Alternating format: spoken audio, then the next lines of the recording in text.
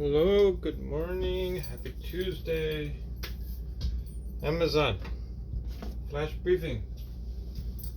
Jamie, here's your flash briefing. In NPR News. Live from NPR News in Washington, I'm Corva Coleman. Former President Donald Trump has said he's the target of an investigation into the January 6th attack against the U.S. Capitol. He could face a fresh indictment from a grand jury. NPR's Franco Ordonez says Trump has boasted of his ability to overcome any legal trouble and remain very popular with Republican voters. In March, several weeks before the first indictment, Trump had just 43% of the vote in Republican polling. But a day after he was charged in a hush money scheme to an adult film actress, the numbers had already jumped to 50%. 2 months later, he was indicted for mishandling classified documents. His polling average jumped again, and they're back up now as Trump warns that he could be indicted again over January 6th. NPR's Franco Ordonez reporting. These are polls of So the Republican publicity opinions. helps him, However, apparently. more general polling suggests Trump's legal troubles could hurt him with independents and Republican swing So voters. if they were trying to hurt A health him, it research group backfired. says That's what nearly you're saying, 4 million right? people in the U.S. have recently lost I think so. Medicaid coverage. NPR's Selena Simmons-Duffin reports the numbers have Personally, I'm dropped going since pandemic Robert protections Kennedy Jr. expired in right April now. and states began going through their rolls. Before this Seems to be a process started, stand-up 93 million people were on Medicaid.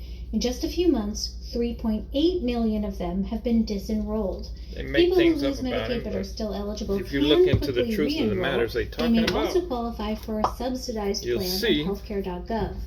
you'll be able to hear the Jennifer rest of the Colbert story. KFF If you says find so the actual far, footage, not very many people which is are easy to find enrolling on in YouTube. Marketplace health plans, and Of she the says stuff most they're people talking seem to about. be losing coverage for paperwork reasons. We all knew this was going to be You'll see challenging they left for sentences states, out and all kinds of but things. these early numbers misled are you. a bit more concerning than we expected. She expects the number of uninsured In other words, Americans do your will grow research. considerably by the time this process is done.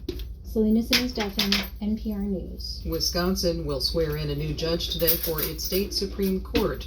As Wisconsin Public Radio's Anya Van Wagtingdonk reports, her arrival comes as a challenge to Like the I say, state's you can abortion find the ban footage is making its easily on way through YouTube, lower man. courts. Janet Wanna Protasiewicz know won a everything decisive that came victory out of in an those April mouths. election that garnered Straight national from the horse's attention and mouth. broke You can campaign find. spending records. That's because her win gives Wisconsin's highest court a liberal majority for the first time since 2008. The court could hear challenges to Wisconsin's pre-Civil War abortion ban and to its Republican-drawn legislative maps. It could also hear cases about voting access ahead of the 2024 presidential race. Wisconsin is a coveted swing state where presidential races are frequently decided by less than a percentage point. Protasiewicz begins her 10-year term later today, while a lawsuit about the state's abortion ban is pending in circuit court. For NPR News, I'm Anya Van Wagtingdonk in Madison. On Wall Street, stocks are lower. The Dow Jones Industrials are down a fraction of a point. This is NPR. A federal jury has begun deliberating the sentence for the man who shot and killed 11 Jewish worshippers at a Pittsburgh synagogue in 2018. Robert Bowers could face the death penalty. The U.S. is moving on to the knockout round of 16 teams at the Women's World Cup soccer tournament. NPR's Russell Lewis reports earlier today Knockout the U.S. advanced out of the group stage with a scoreless draw against Portugal. The draw against Portugal was enough for the U.S. to make it into the knockout round, but it was not the result the team wanted nor expected. The top-ranked and two-time defending champions have looked sluggish at this World Cup so far and have yet to find cohesion or an offensive spark. Portugal nearly booted the Americans out of the tournament with a shot that bounced off the post in stoppage time of the second half. Rose Lavelle picked up her second yellow card of the group stage and will have to sit out the next U.S. game, which will likely be against their nemesis, third-ranked Sweden, on Sunday. Russell Lewis, NPR News. The UN Secretary General says he is welcoming Kenya's offer to provide leadership in offering security help to Haiti. Last year, Haiti had asked for international security teams to combat out-of-control gang violence. Conditions are so unstable, Haiti has no currently elected leaders.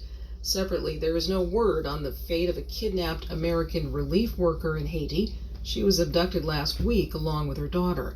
It's not known if Yeah, their be careful of kidnappers are political- demanding ransom. They This don't week, select scores of Haitians marched in political protest leaders over from their rival abduction. groups. Have another I'm Corva Jamaica Coleman, NPR incident. News. Every weekday, Bob NPR's Marley best got political shot. reporters come to you on the NPR Politics Podcast to explain the big news coming out of Washington, the campaign trail, and beyond.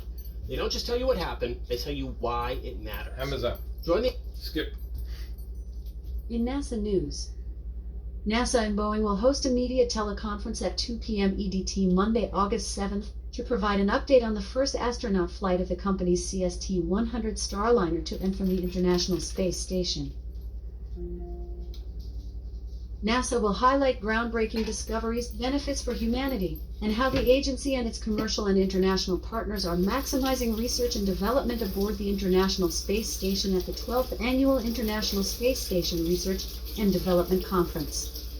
Was it the International Space Station or the International? NASA has selected PCI Productions, You wanna keep talking about PCIP LLC, of Huntsville, Alabama, to provide technical and administrative services in support of directorates, programs, and offices at NASA Armstrong Flight Research Center in Edwards, California, my gosh. and NASA Forrest Ames Gump movie, Research man. It Center just in sticks Mountain with View, you. California.